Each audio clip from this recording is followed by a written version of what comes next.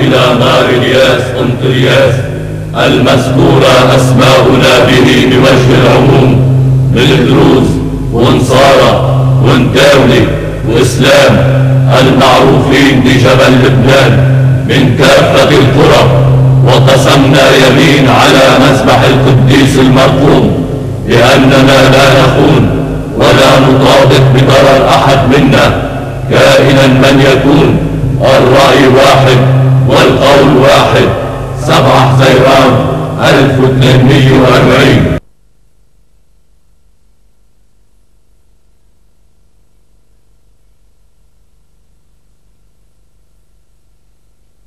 C'est la guerre de notre foi en certaines valeurs.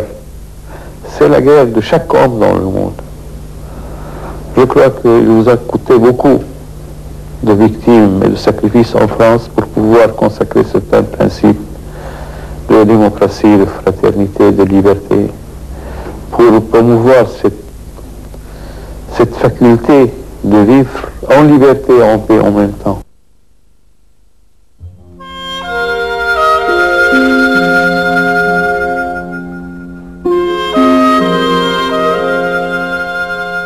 Le pays des Cèdres porte ce nom biblique qui désignait une chaîne montagneuse située entre la plaine de la Béka et le littoral phénicien. Héritier de la civilisation phénicienne et riche des invasions grecques, romaines, byzantines et arabes, le Liban est devenu au fil du temps une terre de refuge pour toutes les communautés religieuses et culturelles de la région. Chrétiens, musulmans chiites, sunnites et druzes, ainsi que les juifs y vivent en harmonie. En 1516, l'Empire ottoman envahit l'ensemble du Moyen-Orient. Les noms Liban et Syrie désignent alors des espaces géographiques. Au XVIe siècle, Fakhreddin Ier puis Fakhreddin II bravent le diktat des sultans en créant une entité politique et géographique libanaise dont la frontière est à peu près celle du Liban actuel. Ils seront tour à tour assassinés, mais la fibre indépendantiste restera ancrée dans le cœur des Libanais qui ne cesseront de se battre pour leur liberté. Le 8 juin 1840, ils scellent leur alliance à travers le pacte d'Antélias, précurseur du pacte d'entente nationale de 1943. En 1918, la France et l'Angleterre mettent fin à 400 ans d'occupation ottomane et le Liban est déclaré indépendant dès le 1er septembre 1920. Cette indépendance sera effective le 22 novembre 1943. Fidèle à ses traditions et à ses particularités, le Liban devient le seul pays arabe à s'être doté d'une démocratie et à être l'un des principaux fondateurs de la Charte universelle des droits de l'homme. En 1920, le général Gouraud déclare aussi la naissance de la Syrie politique en unifiant le territoire d'Alep, de Damas et de la montagne druze. Les Syriens sont fortement influencés par le nationalisme arabe qui devient une revendication principale après le départ des troupes ottomanes. La Syrie se battra alors contre la France et refusera l'existence même du Liban et son pluralisme culturel et politique. Elle boycotte Beyrouth et s'interdit d'établir des relations diplomatiques avec le pays. Elle prétend que tout ce qui appartient à la Syrie géographique doit appartenir à la Syrie politique. Le Liban ne représente plus pour elle que sa façade maritime.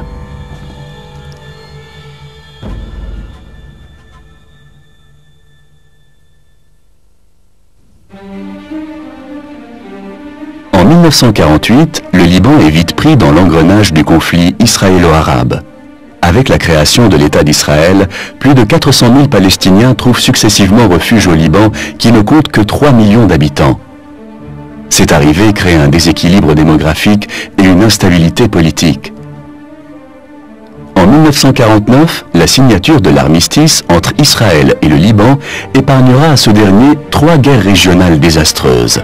Les pays arabes, soucieux d'écarter la menace palestinienne de leur territoire afin de préserver leur propre régime, s'efforcent de chasser la résistance palestinienne vers le Liban, et ce pour lui assainir le coup final.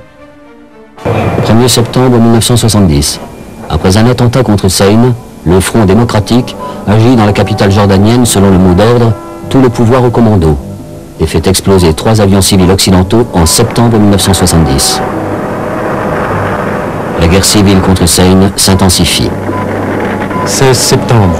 Le roi Hussein donne l'ordre à son armée de réprimer par tous les moyens tout ce qui peut porter atteinte à sa souveraineté.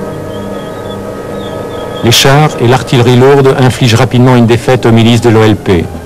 Parallèlement à ces événements, la pression économique arabe et les menaces militaires syriennes font signer par le Liban les accords du Caire. Ces accords légalisent la présence armée palestinienne au Liban et l'autorisent à utiliser le Sud pour conduire ses opérations militaires contre Israël. À partir des années 70, Beyrouth devient le QG de l'OLP. La Syrie arme les factions palestiniennes sur place et crée plusieurs mouvements qui lui sont inféodés, tels que la milice armée Al-Saïka. Ce sont ces milices pro-syriennes qui, en 1975, vont déclencher les hostilités qui vont fournir le prétexte à l'intervention syrienne.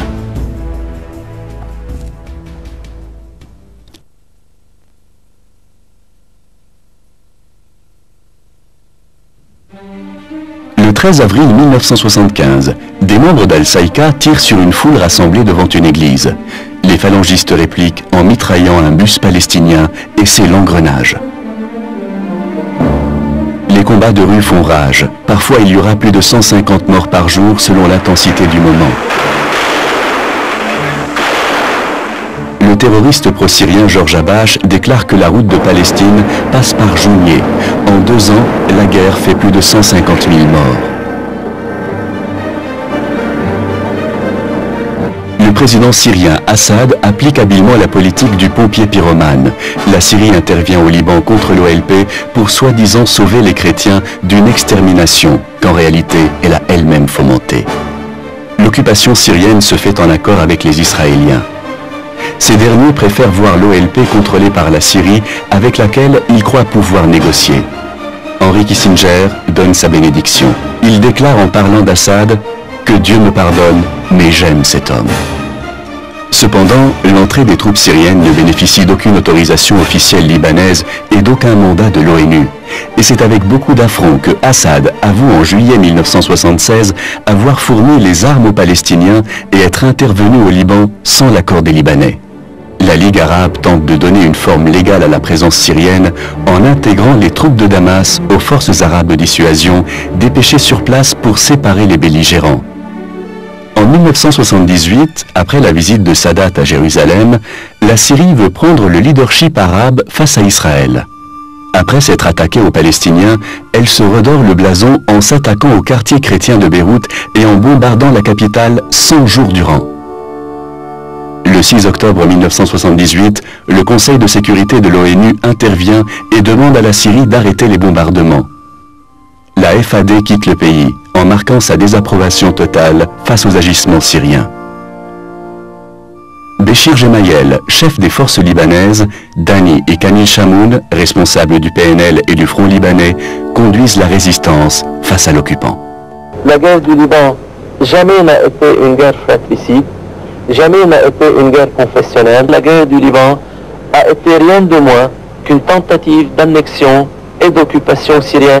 Ça va durer, ça durera aussi longtemps que les Américains, que l'Europe, que les Nations Unies et que l'opinion publique internationale n'auraient pas retiré cette couverture donnée aux Syriens en 1976.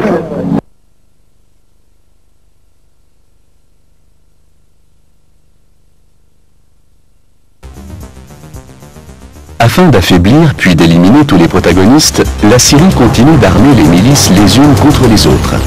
Tantôt, elle soutient les milices chrétiennes contre l'OLP et tantôt l'OLP contre les forces libanaises. Elle s'empresse d'éliminer tout opposant à sa présence, à commencer par les figures musulmanes politiques, spirituelles et intellectuelles du pays. Kamal Jumblat, le leader druze du mouvement national, est le premier à en faire les frais.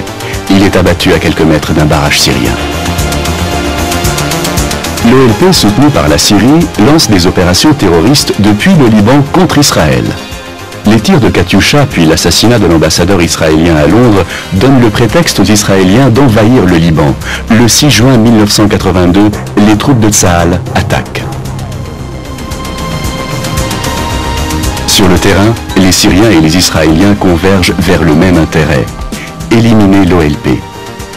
Israël pour des raisons stratégiques, politiques et sécuritaires, et la Syrie pour posséder la carte palestinienne. Ainsi, l'armée syrienne n'engagera pas de combat terrestre contre Tsahal. Cette complicité sur le terrain oblige Arafat à quitter Beyrouth sous les bombardements israéliens, puis l'oblige à quitter Tripoli au nord Liban sous les bombardements syriens. Une fois de plus, la population libanaise subit la guerre des autres et paye son tribut de victimes et de souffrances. La tragédie continue. En août 1982, Béchir Gemayel est élu président de la République libanaise. Il réussit à rassembler les Libanais et la majorité de ses adversaires autour de sa demande de retrait des troupes syriennes et israéliennes. Il sera assassiné 20 jours plus tard par la Syrie.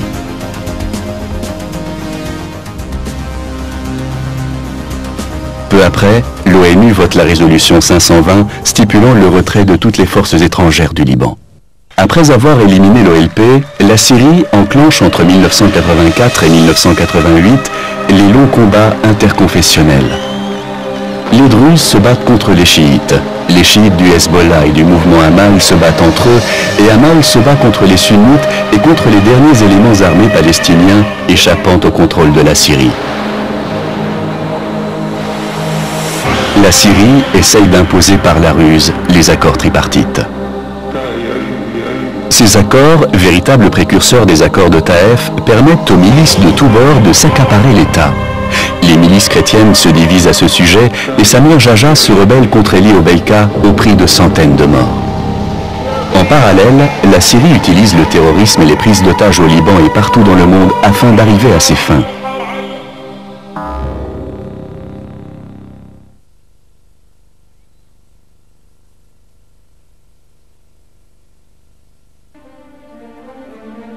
À l'approche des présidentielles de 1988, le président syrien Assad réussit à duper les Américains. Il obtient leur feu vert pour sa mainmise totale sur le Liban en contrepartie de sa promesse d'engagement dans le processus de paix régional à venir. En septembre 1988, et en vertu de l'accord Murphy-Assad, les Syriens essayent d'imposer aux Libanais un président nommé par leurs soins.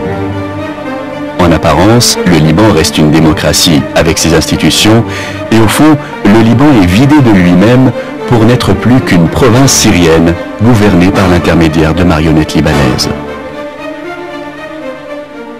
Le commandant en chef de l'armée libanaise, le général Michel Aoun, ainsi que le chef de la milice des forces libanaises, Samir Jaja, s'y opposent. Le 24 septembre, le général Aoun est nommé Premier ministre de transition par le président sortant Amin Gemayel.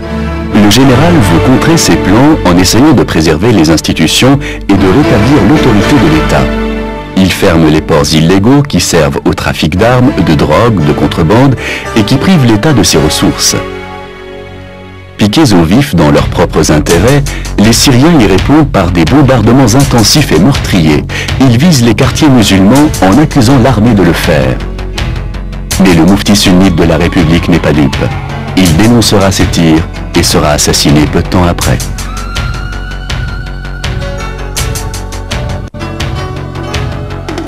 Face à l'agression syrienne, le général n'a dès lors que deux choix, celui de la soumission ou celui de la résistance. Le 14 mars 1989, il déclare la mobilisation générale face aux armées d'occupation. Il fixe la libération comme objectif principal pour la survie du pays. À court terme, cette option lui permet de préserver l'indépendance de la décision libanaise. À moyen et long terme, elle permet de reconquérir la souveraineté du territoire en bénéficiant d'un climat régional plus favorable. La victoire de la résistance libanaise lors de la bataille de Souk el-Garb en août 89 encourage la population à résister sous les bombardements syriens qui atteindront parfois jusqu'à 20 000 obus par jour. La diplomatie américaine et saoudienne pousse les Libanais à accepter les conditions syriennes. Les députés libanais élus il y a 20 ans et dans un fait sans précédent dans une démocratie se rendent à Taïf en Arabie Saoudite où ils sont sur le point de capituler face aux Syriens. Le général réagit vite, il dissout la vieille assemblée et convie à des élections libres sous l'égide de l'ONU afin de redonner la parole aux Libanais. Les ex-députés n'entendent rien et signent des accords qui permettent aux Syriens de rester éternellement au Liban. Début novembre 1989, le député Moawad est le premier président libanais à être désigné directement par la Syrie. Mais ce dernier gagne ses lettres de noblesse en refusant d'engager bataille contre le général. Le 22 novembre 1989, jour de l'indépendance, René Moawad paye de sa vie ce refus. Il est assassiné par ceux-là même qui l'ont mis au pouvoir. 3 jours plus tard, le même scénario. Elias Haraoui est nommé président à 2 pas d'une caserne syrienne. Il demande aux troupes de Damas d'intervenir. La menace syrienne grandit. Le général Aoun propose de quitter son poste s'il n'a pas l'appui des Libanais dans sa résistance. La réponse ne se fait pas attendre.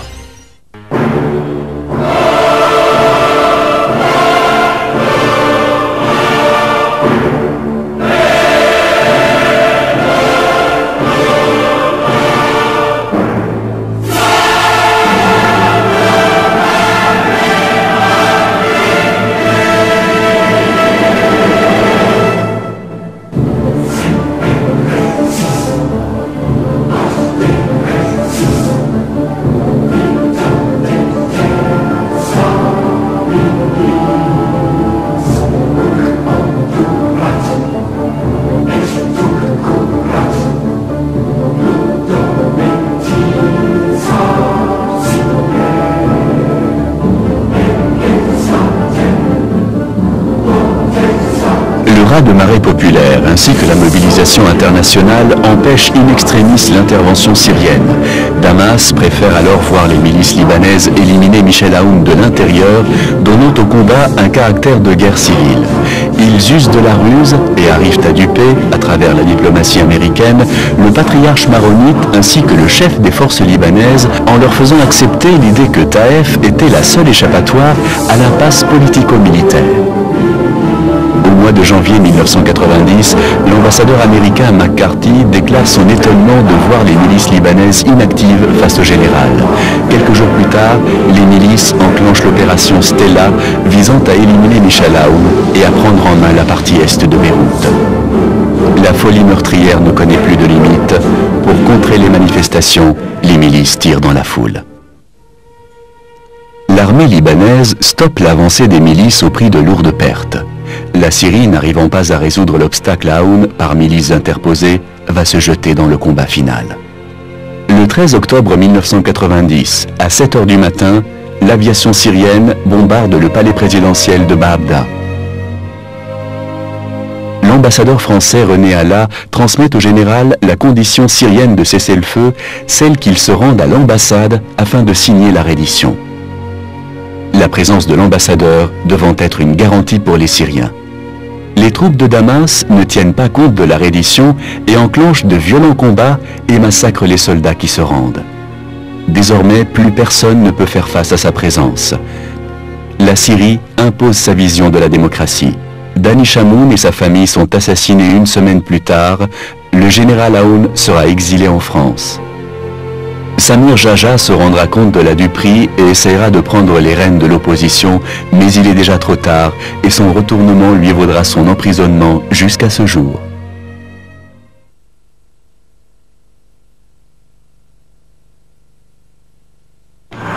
Mille fois prise, jamais soumise.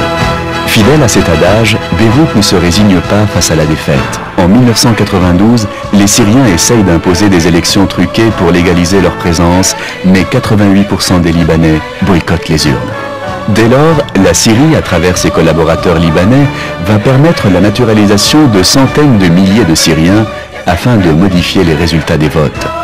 Aujourd'hui, de la démocratie, seul reste le nom. La Syrie nomme les présidents, désigne les gouvernements et impose les députés.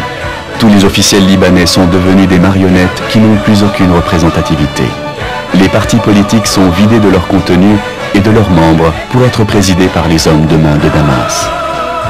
Mais les Libanais ne se résignent pas, les étudiants se constituent en comité et forment le noyau dur de la résistance. Ils gagnent les élections au sein des universités et répandent au grand jour leurs idées de démocratie aux cris de liberté, souveraineté et indépendance. Le courant patriotique libre, mené par le général Aoun, est le fer de lance de la résistance. Malgré la menace et la répression, les manifestations se succèdent dans les rues de Beyrouth et sont relayées par la diaspora libanaise à l'étranger. L'opposition s'intensifie et les Libanais de toute confession se rassemblent dans un même combat, la libération et la démocratie. La Syrie voit tout ça d'un mauvais œil et le 7 août 2001, Émile Laoud et Rafik Hariri, président et premier ministre mis en place par la Syrie, déclenchent la plus grande rafle de l'histoire du pays. Ils font kidnapper des centaines de résistants et les jettent en prison. Le 9 août, les manifestations de contestation sont violemment réprimandées.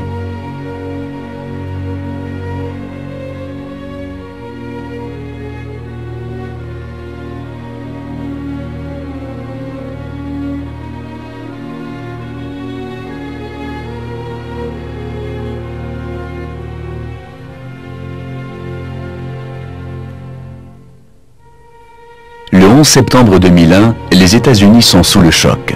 Le terrorisme a frappé le cœur de l'Amérique. Après un long examen de conscience, la nouvelle administration américaine remet en cause ses alliances avec les pays terroristes du Moyen-Orient.